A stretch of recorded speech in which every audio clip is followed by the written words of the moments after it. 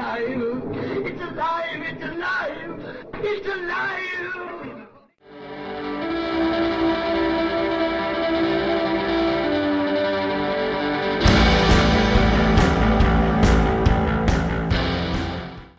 Hello and welcome to Alive After Reading. I'm your host, Tim Niederreiter, and with me today is a returning guest to the show, W.L. Hawkin. Welcome to the podcast. Thank you for having me. I'm excited to be back here again. Well, it's good to have you back, and it's good to chat with you about a number of things we've got on the docket, I suppose. I mean, kind of more preparation than usual went into this podcast, which is not saying much. But maybe we're just more on topic than usual. So, what have you got in the offing for the new year? I mean, we're getting on there toward the end of 2021, scary as that is. Well, this year I've been really working a lot on my whole series, my Hollystone Mystery series.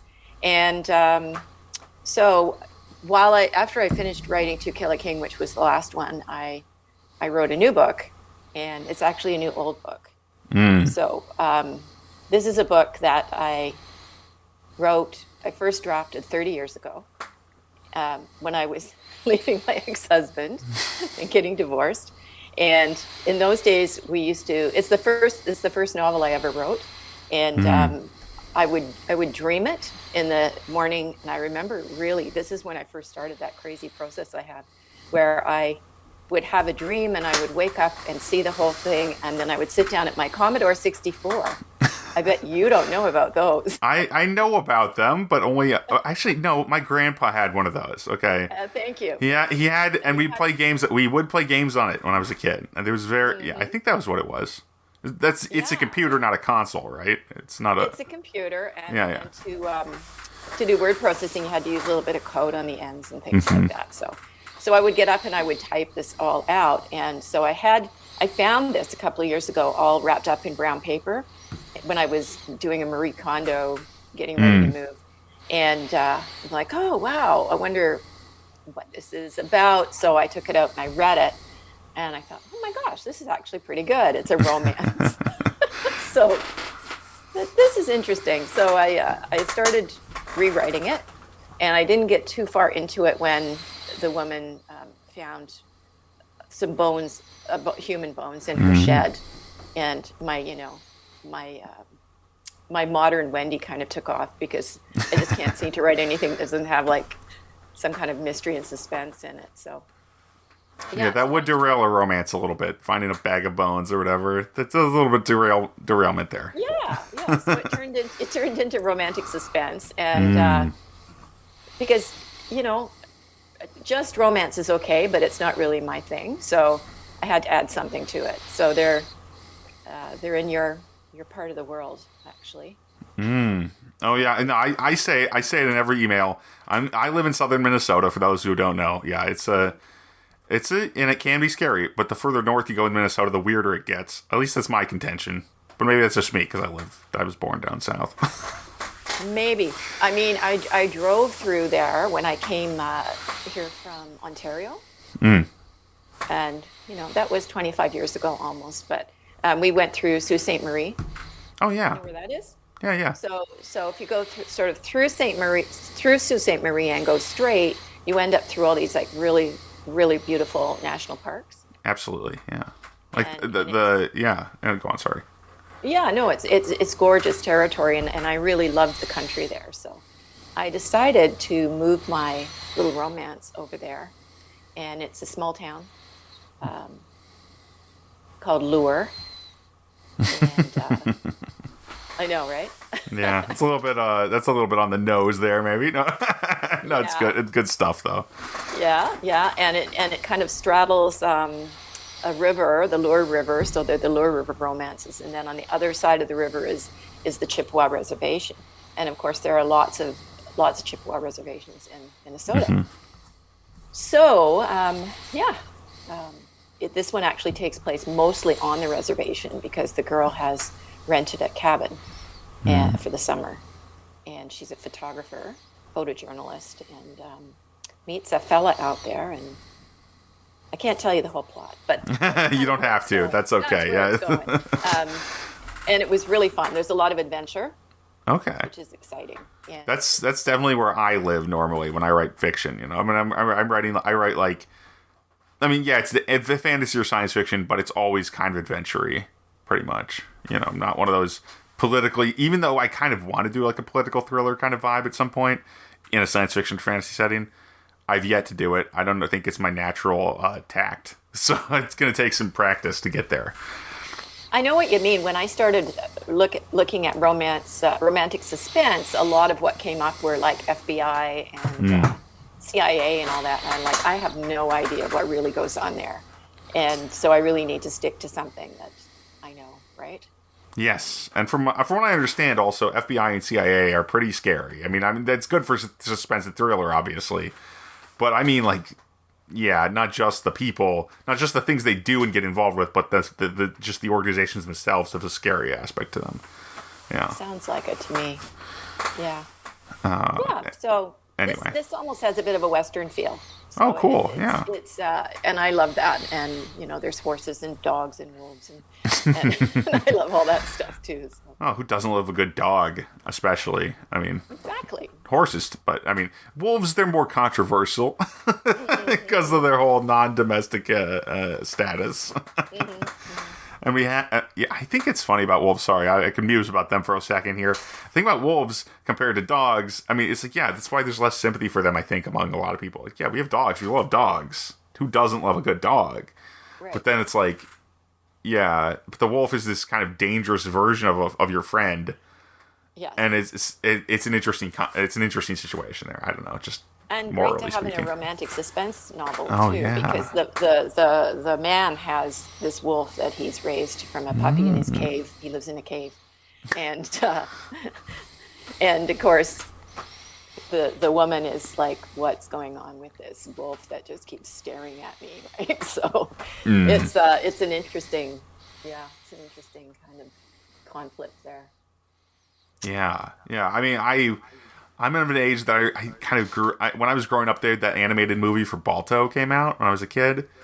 And I remember really liking that one. And that was, he's half wolf. It's a dog that's a half a wolf. And I'm not sure if you're familiar with this story, right? That's the Alaska, the dog that kind of... He becomes a sled dog. And he helps to transport some medicine on this sled I believe to Anchorage, and it's for the it's where they it's based on a true story that they founded the Iditarod after that. Yeah. Oh, okay, that sounds like a good to read. There's statues of this actual half wolf, half husky dog, I think, in Alaska. So yeah, interesting situation. I like that. I have dogs pretty much in every book I write because I have a dog, and I try to have horses too because I love horses. So. Yeah, I forget if I mentioned this. I mentioned it one or two other times in the show. But in one of my series, it's this weird science fiction setting where the laws of physics are different, and I still snuck a dog into it. There's actually a dog in this setting where people generally they eat giant spiders instead of like cows or anything because that's what they've got. Like they eat the meat of giant spiders instead of cattle. But there's still a dog. I'm like, yeah, I had to put the dog in. There had to be it's a rare animal in the setting. In the setting, it's a very rare animal. So, like, one of the characters has never seen a dog before. Right. When they find it, which is why I got to comment on it and why it's kind of important to me. Yeah. Anyway. And nothing happens bad. No. The dog isn't even really that important. It's just kind of like we see this animal that we've never seen before, and people are keeping him as a pet. Aww. And I mean, and there's actually it's part of this. That's a huge book, but it's part of the settlement. It's toward the end. They meet the dog and a number of other. I mean, it's not even like the dogs. The dog itself isn't a big deal. It's more just the discovery process because it's a very exploration heavy book. Yeah. Yeah. Well, that like hurting a dog or No, the dog's fine. The dog is fine. A lot of people aren't fine. Right? Yeah. That's a deal breaker. And I know when I Am Legend came out. Remember that with me? Yeah. And my daughter said, "Oh, Mom, come to the theater and watch this with me." And I said, "I don't know. I saw the clips. There's a dog in it." And she said, "Mom, it's okay. The dog does not get hurt." And I said, she lied to you, didn't she? So, well, she didn't know. So giveaway, people. So I've seen that one. I know she lied, or she didn't know at that point. Yeah. So we're in the theater, and it happens, and she looks at me, and she's like, "I'm really sorry, Mom, I didn't know. She shouldn't have made promises she didn't understand. Come on. That's so, I mean, I actually don't hate that movie, though. Apparently, I much prefer it with the original ending that they recorded, that they got changed before the theatrical release. Okay. Where in the end, yeah, because it was based on this short story by, I think, Richard Matheson, right? Mm-hmm. Where the main character, and I love the concept of the story, right? Do you know the concept of the what's behind the short story, where he realizes, like, he's the monster in the short story. He's the last man left, and now he's like Frankenstein's monster to these people, who are vampires or whatever now. And now, but they're normal. Like, that's like in the movie too. You see, like, that they care for each other and stuff. So they're not just monsters. He's become the weird external element that doesn't belong anymore. Even though he's the original humankind, whatever. Huh. And I love that idea so much. That's a spoiler, I guess, but it's a short story that's many years old now. So. No, that's actually pretty ingenious concept. Yeah, and that's why it's, and it makes the title make sense, right? It's not just a zombies movie or a zombie story originally. It's all about becoming the thing you thought they were, becoming the legend, the monster in the closet. Wow. Yeah. Anyway, it's I haven't read the short story, but I love the idea so much I can't help but I've got to read it now. I back on the reading horse lately. I'm finally reading thanks to my phone. I'm gonna have to get that one. Yeah. Anyway, so back to you. You've got this series coming out though as well, right? You've still got that work in progress going on. Yeah, so I've got this lure is coming out in February. Oh, cool. Kind of a Valentine's Day thing. And it's going to be the first of the Lure River romances. But at the same time, I've got my Hollystone Mysteries are still happening. So I've got 4 there, and there will at one point be a 5th, because I left a little cliffhanger there at the end of To Kill a King. But I had to tell those characters to back off and give me some space, because I had this book that I wanted to write, and I've got another one that's also almost completed, that's set on the west coast of Canada, on Vancouver Island, in a place called Tofino, which is kind of famous if you're out here anywhere. People go there to wave watch and it's storm watch and all those kinds of things. And I set a place there because I used to be a lighthouse keeper for a year. I took a year off from teaching and joined the Coast Guard, and I thought, while I was out there, I'm like, this is a great place for a paranormal mystery, and so that's what I did, and so I've got that one cooking as well, which is great. No, all busy all the time. That's awesome. Yeah. Got a lot of books out there and a lot coming. That's great. Yeah, it's good. Yeah. So. Yeah, I mean, it's kind of funny because I've got, what is it, 3 or 4 series that I need to get back to, and I've got this one I'm actually working on right now, but then I also have, 10 serials now, which is a little insane, that I'm fooling around with not fooling around with, I'm working on them pretty seriously on Kindle Vella, and a lot of those are previously published books, or like one of them is a previously published book, series, really, that's The Makers. But that's urban fantasy, kind of, but very strange. It's like urban fantasy meets traditional heroic fantasy, like Michael Moorcock or Conan the Barbarian type work. But much more, but obviously in a contemporary world. So it's very weird. The more I try to describe it, the worse I get at it. Yeah, no. So you were saying that on Kindle Vella, it's a serial, so you're only putting up like one chapter at a time. Yeah, and that's the one that I'm like, I've most of those chapters. Like if I'm for that one, The Makers, I put they're longer chapters because they're like not normal novel length chapters, whereas most of my serials have shorter chapters, like 1,000 words. This one, maybe that's also just my change of style, because that's what I write for most of my books now. I write 1,000 or 1,500 word chapters for each.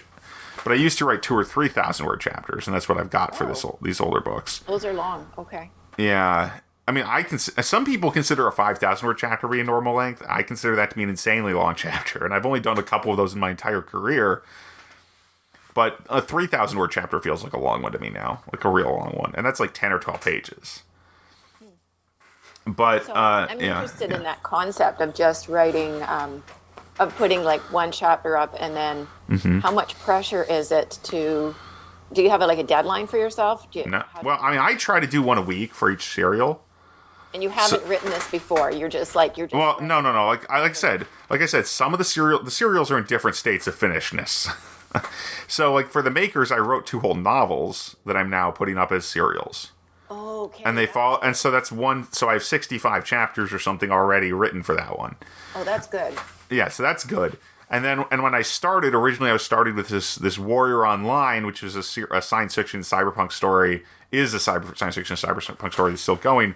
But at first, I had the first 25 chapters already written, maybe 22 chapters, and now I'm on to the point. But now it's gotten to the point where I have none left of those. They've all been published, so and it's still going. Even though I did finish the original book, you can actually go get the book now on Amazon if you want. People out there, yeah, obviously, you'll just have to do the little pimpage there. But yeah, Warrior Online, and then. But I had like a novella written for that. And there's a few other ones where and then Cyber Knight, I had a whole novel written. So it varies because some of them, but then like the Martian Outrider, I hadn't written anything for. I just started, that would be fun. Let's make a cover and write a few chapters. So, so it's kind of slow going, but I try to do 2 chapters a day, one in 2 different serials each day. Wow, that is a lot of pressure. But it is a fairly. I fall behind a lot. Like this week, I fell behind a ton. I published maybe 4 chapters total when I was supposed to do 10. But it happens, you know. I think people are going to roll with it. And currently, the bonuses they roll out for Vella are very substantial for authors. So I think just publishing a lot and promoting the stories when I do release a chapter for them is enough to keep people interested and keep people reading, because I have a few readers now and it's pretty exciting. Because I don't have a big fan base for my novels, and I have an even smaller one for Vella, but there are people out there who are reading a lot of Kindle Vella right now. So it's, at least in the United States, where it's the only place you can read it right now, which is a shame still. But hopefully next year they'll roll it out to everybody. I'm excited about that too. I mean, or at least just 2 other territories. Yeah. And I had Charles Dickens wrote that way, eh?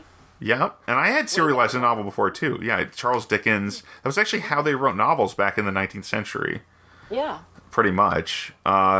Because, and even in the 20th century, there was, granted, these were longer chunks because they had pulp magazines and stuff, you know? Yeah. But like I mentioned Michael Moorcock before, but most of his novels, his Elric novels, were mostly written in chunks. They're written in 4 parts or 3 parts or whatever, and published that way originally.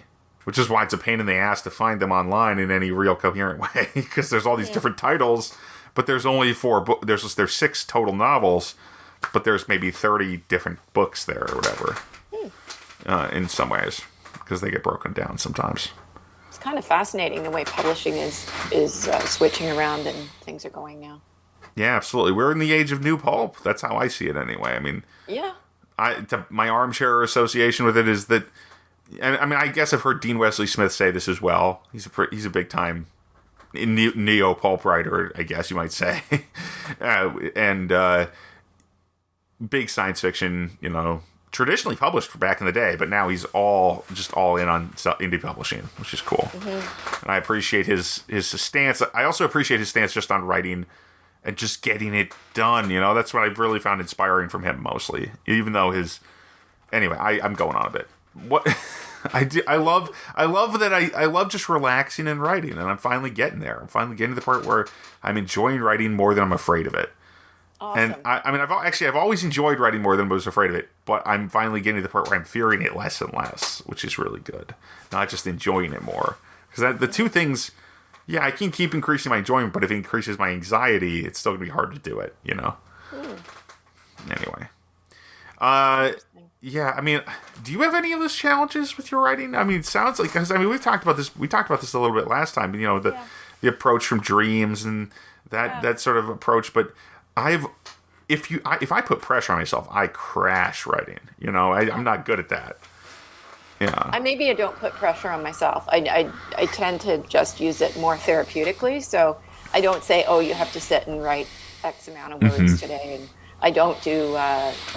What's that November thing? NaNoWriMo, yeah. NaNoWriMo. because I don't like that kind of pressure. To me, it's like when the muse is speaking, then I'm listening, and so far that's working for me really well, and so I don't have anxiety around it so much. Yeah, that's good. I mean, I'm glad to hear it.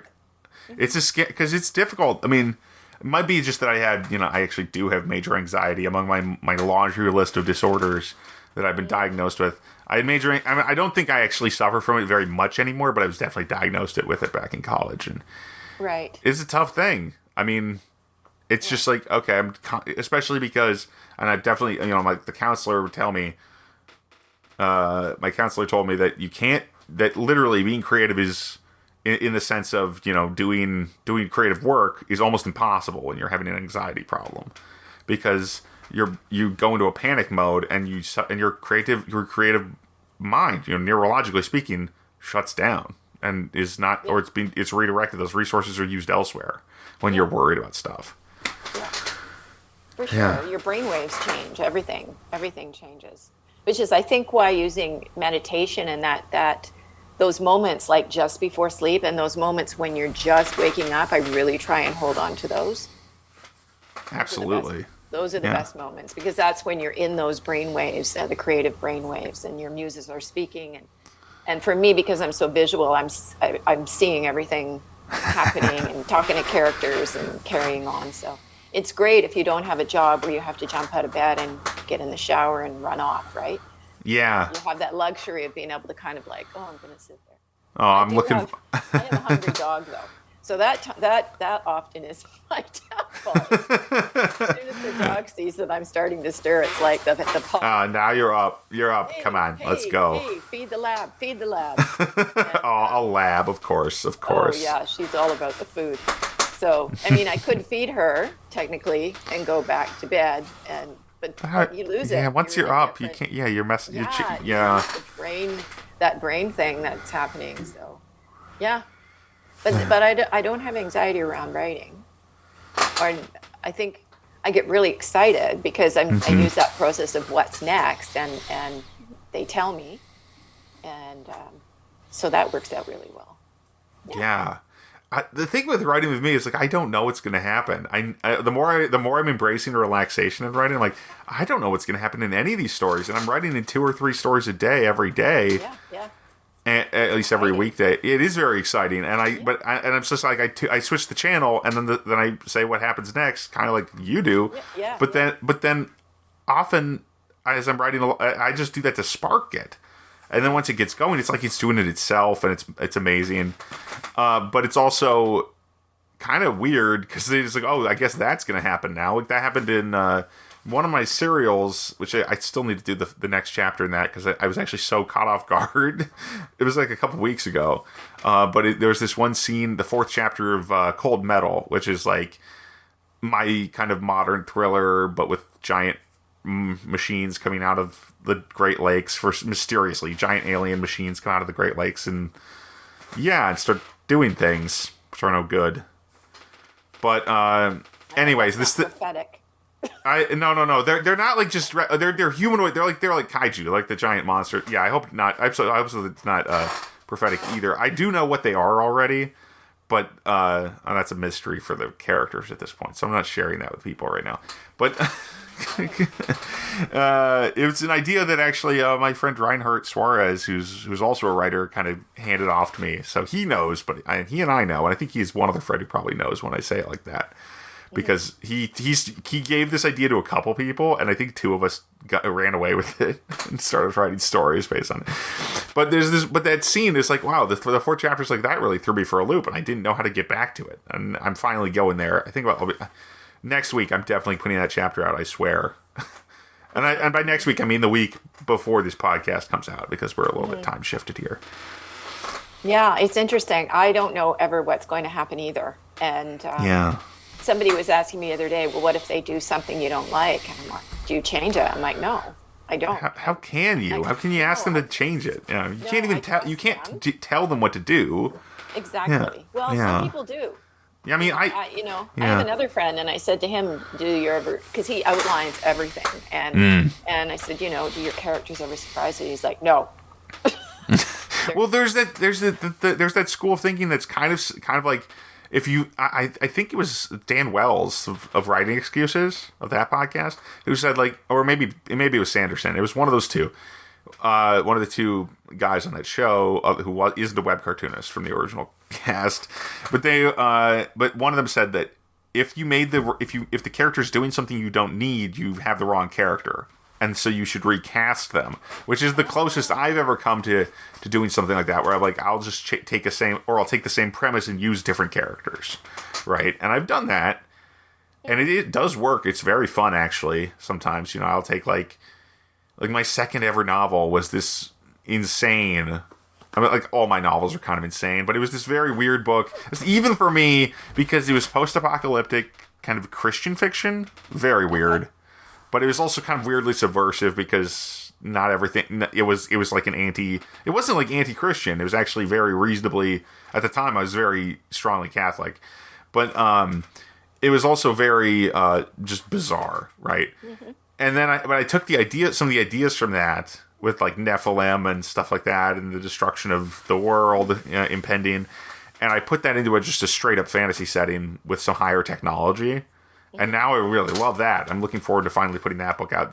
My second novel was never getting released because I don't think that's my brand. I just don't want to do, angel mythology is I love it, but it's not for me to write about. Mm-hmm. Turned out it wasn't the thing. Mm-hmm. But also all the characters from that are pretty much got scrapped or changed a lot from the original book to the new book, or to the fantasy version. And I really like that because, like, there's so much room to fool with things when you change the setting, change the world, change the role the character's in is the other thing that I think is really cool. Like, that can actually really affect the story. Like one of my books, Orphan Mage, where I think I mentioned this one before on this other episode, so I'm sorry, people, I'm a broken record. But the main character in that was originally not the guy who's the main character in the book. Okay. I cast but both characters that would have been the main character are in the book. It's kind of weird. I realized that the Whale Prince shouldn't be the hero because he's the prince. It's too easy for him. And so I made the prince an orphan, and therefore the title of the book came from that, Okay, that makes more sense. And they're friends, so they're both around like the entire book. They're like best friends. So it's this weird kind of a situation where either of these guys could have been the hero. Yeah. But I went with the one that I felt like he was. Yeah. It's an old rule, You go with the one that has a tougher time, basically. For sure, who's going to go through the most changes and have the hardest time. I actually in To Kill a King, I had a situation where I have the main character in Ireland who's the king that's going to die. It's To Kill a King, so I'm not really letting anything away there. That's no spoiler. And he's got a best friend, and they've grown up together. And he started out Connell. His name's Connell Cool, and he's a druid bard, very incredible one with Peter Gabriel's voice. And and I kind of fell in love with him while I was writing it. So he ended up becoming a huge character, and it's just that's how that thing grows, right? It becomes, if it's organic, so you've got some character that starts out being just a secondary character, and all of a sudden he becomes something else. And so I was really happy to see where Connell went with this, and he's now going to be in the next book because things happened the way they happened at the end. Isn't that just how it rolls, right? Like, Sometimes the characters, they grow out of being not just a side character, but they grow out of being a character in one book to have a series character, which is interesting too. Yeah. In its own right. I mean, I have a number of characters I just want to go back to. I'm like, I can't wait to bring that character back in another book of this series, but then I'm like, but not yet. because it just doesn't happen yet. I have to wait. I think I have a feeling you're a lot like me in that probably we spend more time with our characters than we do with real people. Is that true for you? Depends how you define it. I spend a lot of time with people on the internet these days, but very little time with people in person. Let me put it that way. Right. Yeah. Okay. I spend a lot of time in my mind with my characters, so they become like really good friends. And because I'm such an introvert, I spend a lot of time alone. So COVID was great for me because it was actually a relief because I don't have to go out anywhere. Awesome. Just order the groceries and sit and write. So I guess. It was good. But yeah, it's really great when you have those relationships that you build with the characters, and they're there. They're always there. But I always had that with book characters anyway. You're reading a really good when you're book, reading, yeah. Like, these people are real, and. Well, I've always felt like characters are real, but I have this weird problem where I don't really feel. I mean, it's going to sound creepy if I say that I don't think real people are real, but it's more like I don't understand people very well. At least not in a quick way. It takes me a long time to get to know people. So, okay. I always know I have this kind of idea of what the person is like or what this character is like, but I have this like low level of trust until I've read a couple of books of the character or I've known a person for a fairly long time. Mm-hmm. At least that's my instinct. But I am an extrovert, so I like to hang out with people. I like to talk to people, obviously. Okay. So, yeah, it's a weird situation. An autistic extrovert, how is that a thing? I guess it is. That's me. Of course. Yeah, sure. Yeah. Sure. It's a weird, it's an unusual combination, I think, or at least it's not something people often think of, because it's not like the symptoms of autism keep you from being what you'd be otherwise. They just change a little bit what's going on there. Mm-hmm. Yeah, it's not. It can't completely reverse that natural instinct. I think whatever. I mean, granted, it is a natural phenomena, so it's kind of a weird one to say that it can't. But whatever. Long story short. It's a combination. It's neither one or the other. It's both. That makes sense. Yeah. It does. It makes sense to me. Well, good. I can't relate to being an extrovert, although I made my Estrada, who's my main protagonist in all of these books, is a very sensory extrovert who loves to perform, and he hates being alone, and that drives him crazy, so he's always drinking tequila when he gets alone. That's one of his things. Oh yeah. But you shouldn't drink alone. He should know that's dangerous. Come on. Oh well, poor guy. He's in bad shape there, I guess. Yeah, it's his one of his flaws. But so I had to kind of look to extroverts who I had known and read about extroverts a little bit to kind of start when I started out with him. But then he just kind of took over, and he became so much of a friend to me that I just knew who he was. But he's been around for a long time now. Absolutely, yeah. Yeah, I started with him back in probably 2006, 2007. Wow. So that's a long relationship that we've had. Yeah, I mean, my characters, like, mostly I come up with them pretty quickly. I have a few of them that I've had around in my head. Well, no, I don't dump them. I just put them on the shelf. They because I have a lot of different series of the ADHD, so I jump around series a lot. Okay. So I visit them, but I don't live with many of them for very long. Right. But one of them I did come up with back when I was, I guess, almost the same time you came up with Estrada. I mean, or you met Estrada, you might say. It was like it must have been 2008. I think, because I was a senior in high school, and I came up with this guy who was an immortal, who in this fantasy world, who, for various reasons, like he has one of the lungs of an immortal man, and that's why he's immortal. This extremely immortal guy is like his being harvested for organs, and they're being given to other people, and that was the original concept there. Kind of. I don't remember exactly. It's a long story. And I'm not going to say which character that was, because I don't think I revealed any of that stuff about the immortal guy having his organs harvested. But people who've read the books could probably figure it out by now, even though I haven't revealed that in the book. Oh, well, there aren't that many people who will hear this. Hopefully they won't remember when the actual books come out and that reveal happens. I'm not cutting it. That's not how I roll. Talking about harvesting, before we came on, we were talking a little bit about books that we're reading now. Yeah. And I wanted to tell you this because I think you would probably really like this book, and it's one of my favorites that I ran into. It's by Cherie Demerlin. She's a Métis author from Georgian Bay, and she wrote this book. And now the first book is a couple of years old, but it's called The Marrow Thieves. Like marrow, like sea creatures. Marrow. Oh, bone marrow. Yeah. And the second book, which just was released, the sequel to it, is called Hunting by Stars. and they're in. So the concept is that it's post-apocalyptic after climate change, and talking about the Great Lakes and everything. So they're in northern Ontario, and the coasts are gone. So I guess that would wow. Yeah, all flowed into the sea. Yeah, the coast are Yikes. gone, and the Great Lakes are like sludge. But the key thing here is that the non-Indigenous people have stopped dreaming. And because they're not dreaming, they're all going crazy.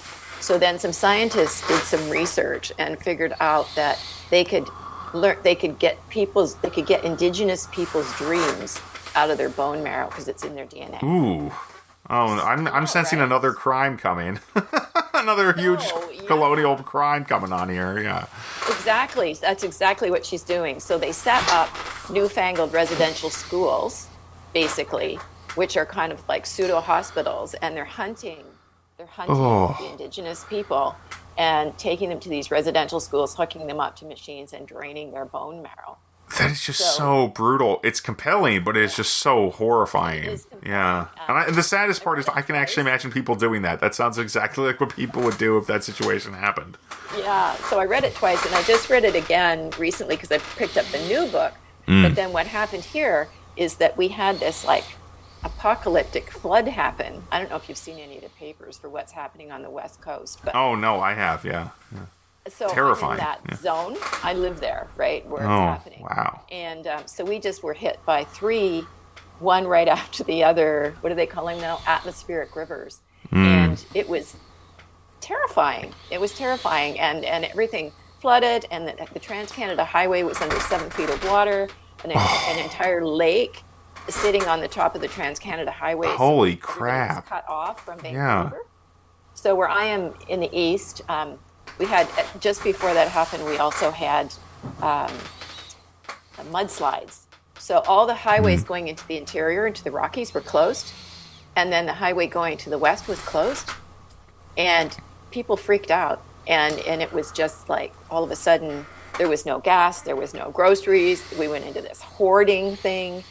It was really yeah, no, that sounds terrible. And people, if you can find some way to help out there, I mean, I'm at a loss for words here, but yeah, the climate change is hitting everybody in different ways. Like here in Minnesota, we have a drought. We've had a drought for like a year now, maybe more. Okay. And like all summer, very little rain, and now there's still basically no snow on the ground. It's December. Come on, you know. We haven't had any snow that's stuck. Yeah, exactly. But it's just more extreme everywhere. Yeah. And I know, and that's what David Suzuki forecasted many, many years ago. It will not happen all at once. It will get more often, more extreme. But what happened is I started reading her second book, and then this happened, and I was like, I just can't do this. Oh yeah. Too real. Too real. When we're writing fantasy and all of this stuff, that's one thing. But when it starts to actually land in your own backyard, it becomes really, really scary and real. So I had to put it down. But understood. But it's still high quality nonetheless. Yeah, I'm sure. It's a brilliant book. And her writing, like she's really poetic too. So her writing is just incredible. I just love reading her stuff. But I'm going to have to wait till I'm in a different space because absolutely, yeah. You can't. Sometimes it's just not right. You know, I mean, like, that's not the right time. I started reading The Hobbit. That's how it got. I need something that you need some comfort food. Yeah. I need something that's like I know what's going to happen, and I know it's fantasy, and it's going to be okay. That does remind me. I mentioned this one last week, I think, but this is the book I've been reading lately. It's actually a book I've tried and failed to read before, and it just because the too real factor is. This was too visceral, was actually how I saw it. And it was Who Fears Death by Nnedi Okorafor. And I tried to read it back when I was in college, I think, or maybe late high school. And it is a scary book, very difficult. Also post-apocalyptic. It's a post-apocalyptic like Africa, somewhere in there. And I think it's supposed to be sub-Saharan Africa somewhere. So. But in this weird future, and the main character is a shapeshifter, but there's just so many horrible things that are happening in this book that really, it really bites. And her writing style is extremely, in some ways, matter of fact, and in other ways, just a little bit sensitive. And it cuts right to the heart of matters. You know, it's beautiful, but it's also painful. So that's how I'd characterize that book. Yeah. I can't even get through The Road, so. Oh, no. Yeah, I don't know. I think The Road is... I mean, Cormac McCarthy's, that's a whole other can of worms. But we're really out of time. I know, but we've had a good talk. It's been fun, yeah. And interesting, too. So where can people find your works on the internet and stuff? Where should people look for your stuff? Yeah. Sure. The best place is to go to my website, bluehavenpress.com. And then everything's on there. And they can just find me all over the place. Wonderful. And it's been great having you again. It's awesome, and I hope you stay safe because the weather is no joke. That's no joke. The flooding, the disasters. It's a scary world, and only getting crazier. Wet snow tonight, but the rivers have gone now, and we had rain for 2 days, and now they've got some wet snow. So the highway's open, which is good. Excellent. So as for this podcast, you can find more of us at mentalcellarpublications.com. And you can find my books on timniederreiter.com/books. There's also now a new little subpage that you can go to there, timniederreiter.com/serialized-fiction. And that will have all 10 serials linked on it. And you can see the pictures, a little brief description of each. And you can find them. If you're in the United States, I'd encourage you to go check that out because that's what's making me the money right now. So, and not only that, but I'm proud of those stories, and I think you'll like them if you get them, especially the longer running ones. I understand people don't want to trust that I'll finish the ones that are still new, but I will finish them. Maybe not finish them, but I will put a long way. I'll give you at least a novel or two worth of books in each one. And I don't know what finished is. It's just I don't know if it that's the thing. Is it finished or abandoned? We won't know until it's over. But yeah, thanks for listening, everybody. Stay safe out there, and have a good week. Talk to you again soon. Cheers. Cheers indeed.